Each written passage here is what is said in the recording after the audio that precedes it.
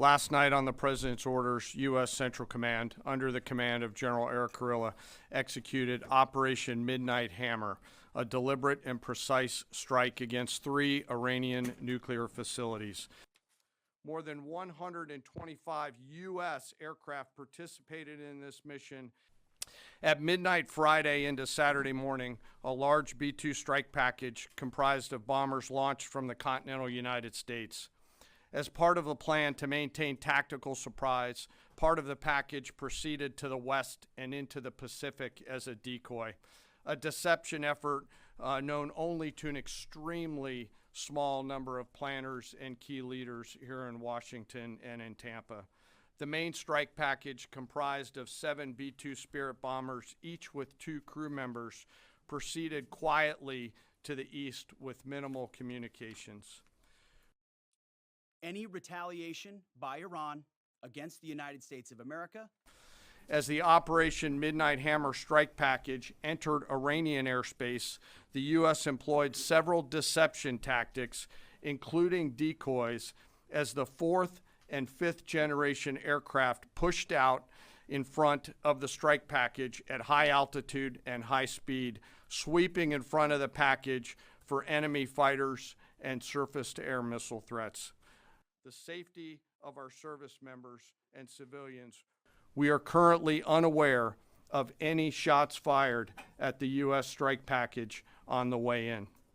At approximately 6:40 p.m. Eastern Standard Time, 2:10 a.m. Iran time, the lead B-2 dropped 2 GBU-57 massive ordnance penetrator weapons on the first of several aim points at Fordo.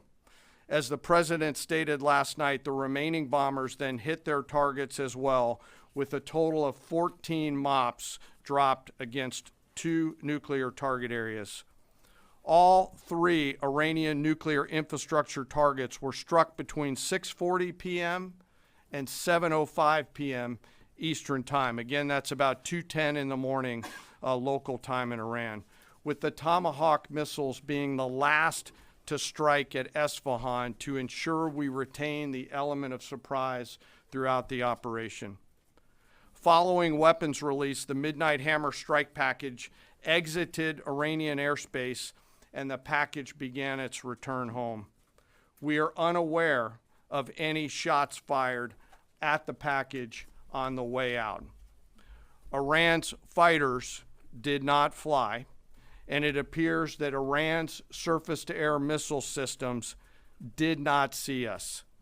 Throughout the mission, we retained the element of surprise. The Secretary said this was the largest B-2 operational strike. I know that battle damage is of great interest. Final battle damage will take some time, but initial battle damage assessments indicate that all 3 sites sustained extremely severe damage and destruction. We will take a few questions, Phil. Me? Yeah. So, is regime change off the table, Mr. Secretary? This mission was not and has not been about regime change. The President authorized a precision operation to neutralize the threats to our national interests posed by the Iranian nuclear program and the collective self-defense of our troops and our ally Israel.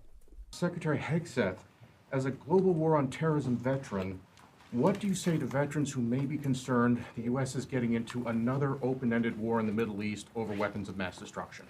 Just say, as the President has directed and made clear, this is most certainly not open-ended.